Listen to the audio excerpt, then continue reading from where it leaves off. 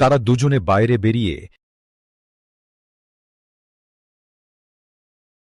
দেখে যে কালুর রক্তমাখা শরীর বাড়ির সামনে পড়ে।